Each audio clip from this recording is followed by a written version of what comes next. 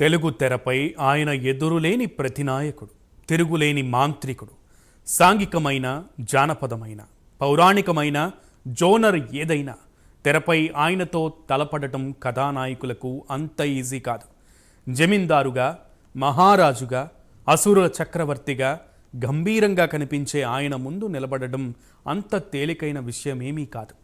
దర్పంతో కూడిన పాత్రలలో ఔరా అనిపించి, నిరుపేద పాత్రల్లో, నిస్సహాయుడి పాత్రల్లో అయ్యో అనిపించేలా మెప్పించటం ఆయనకి మాత్రమే సాధ్యమైంది. అంతలా నవరసాలను శాసించిన, శ్వాసించిన నటుడు ఎస్వి రంగారావు. ఆయన పుట్టినరోజు సందర్భంగా ప్రైమ్9 ప్రత్యేక కథనం. భారతీయ సినీ చరిత్రలో నిలిచిపోయే దిగ్గజ నటుల్లో ఎస్వి రంగారావు ఒకరు. వెండితెర మీద నవరసాలు అత్యద్భుతంగా పండించిన గొప్ప నటుడాయన. చార్లీ చాప్లిన్ లాంటి గ్రేట్ యాక్టర్ ప్రశంసలు అందుకున్న మహోన్నత వ్యక్తి. జానపదాలు, పౌరాణికాలు, సాంఘికాలు అన్ని రకాల సినిమాల్లో నటించారు. ఆయన నటించని జోనర్ లేదు, ఆయన పోషించని పాత్ర లేదు. 3 దశాబ్దాల పాటు దాదాపు 300కు పైగా చిత్రాల్లో నటించి సినీ అభిమానుల హృదయాల్లో తనదైన ముద్ర వేసుకున్నారు. విశ్వనట చక్రవర్తి, నట సార్వభౌమగా పేరుగాంచారు. ఎస్వి రంగారావు పూర్తి పేరు సామర్ల వెంకట రంగారావు. 1918 జూలై 3న ఆంధ్రప్రదేశ్లోని కృష్ణా జిల్లా నూజివీడులో కోటేశ్వరరావు, లక్ష్మీ నరసాయమ్మ దంపతులకు జన్మించారు. ఈయనకు 4 అన్నదమ్ములు, 8 మంది అక్కా చెల్లెళ్ళు. రంగారావు మద్రాస్, ఏలూరు, విశాఖపట్నంలో చదువుకున్నారు.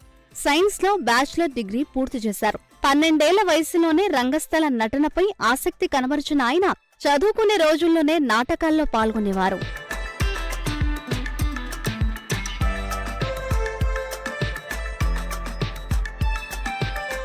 చదువు పూర్తయిన తర్వాత ఫైర్ ఆఫీసర్ గా కొద్ది రోజులు ఉద్యోగం చేశారు రంగారావు. అయితే నటనపై పూర్తి స్థాయిలో దృష్టి సారించడం కోసం ఉద్యోగానికి రాజీనామా చేశారు. 1946లో వచ్చిన వరూధిని అనే చిత్రం ద్వారా తెరంగేట్రం చేశారు. ఎస్వీఆర్ బంధువైన బివి రామానందం దర్శకత్వం వహించిన ఈ చిత్రంలో ప్రవరాఖ్యుడి పాత్ర పోషించారు.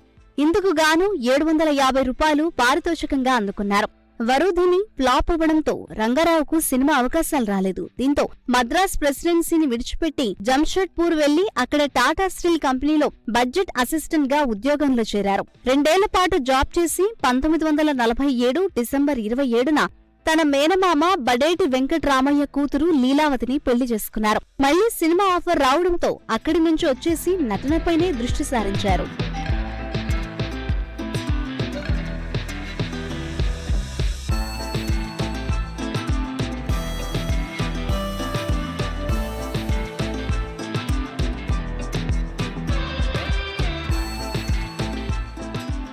ఎస్వి రంగారావుకి పల్లెటూరి పిల్ల చిత్రంతో ప్రతి నాయకుడిగా నటించే ఛాన్స్ వచ్చింది. అయితే అదే సమయంలో ఆయన తండ్రి చనిపోవడంతో ఆ అవకాశం చేజారిపోయింది. తండ్రి అంత్యక్రియలు పూర్తి చేసుకుని మద్రాస్ వెళ్లేసరికి అప్పటికి ఆలస్యమైందని ఆ పాత్రను వేరే వాళ్ళకిచ్చారు దర్శకుడు బిఎస్ సుబ్బారావు. అయితే అంత దూరం నుంచి తనను నమ్ముకొని ఉద్యోగం వదిలేసి మరీ వచ్చాడని బాధపడి ఆ సినిమాలో అంజలీదేవి తండ్రి పాత్రలో నటించే అవకాశం ఇచ్చారు. మన దేశం, తిరుగుబాటు వంటి సినిమాల్లో చిన్న పాత్రలో నటించిన తర్వాత షావుకారు చిత్రం ఎస్వీఆర్ కు నటుడిగా మంచి గుర్తింపు తెచ్చిపెట్టింది. 1951లో పాతాళ భైరవిలో ఆయన పోషించిన మాంత్రికుడు పాత్ర కెరీర్ ను మలుపు తిప్పింది. రాజు, పేద, మాయాబజార్, నర్తనశాల, మిస్సమ్మ, భక్త ప్రహ్లాద, బందిపోటు దొంగలు, నమ్మిన బంటు, పండంటి కాపురం వంటి ఎన్నో చిత్రాల్లో తన వైవిధ్యమైన నటనతో మన్ననలు పొందారు. దాదాపు 3 దశాబ్దాల పాటు తెలుగు, తమిళ, కన్నడ, మలయాళ, హిందీ భాషల్లో 300 చిత్రాలకు పైగా నటించారు రంగారావు. యముడు, దుర్యోధనుడు, రావణుడు, హిరణ్యకశిపుడు, ఘటోత్కచుడు, కంసుడు, కీచకుడు, నరకాసురుడు, బాణాసురుడు, బలరాముడు, హరిశ్చంద్రుడు, తాండ్ర పాపారాయుడు ఇలా అనేక పౌరాణిక, జానపద పాత్రలను సమర్థవంతంగా పోషించారు.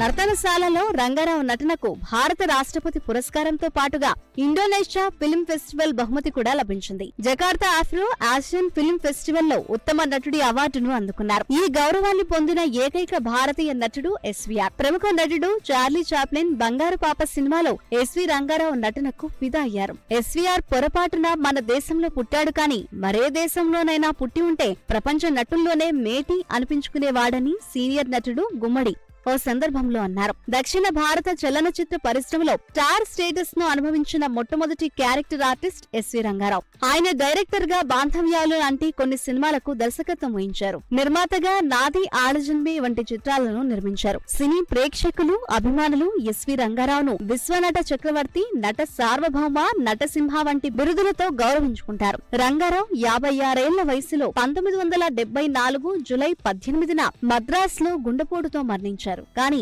ఆయన రూపం ఎప్పటికీ తెలుగువారి కళ్ల ముందే ఉంటుంది. ఆయన డైలాగ్స్ చెవుల్లో ప్రతిధ్వనిస్తూనే ఉంటాయి. సిల్వర్ స్క్రీన్ పై ఆయన ఆటోగ్రాఫ్ శాశ్వతంగా నిలిచి ఉంటుంది. తెలుగు సినిమాలు ఉన్నంత వరకు ఎస్వీఆర్ కు మరణం లేదు, ఉండదు.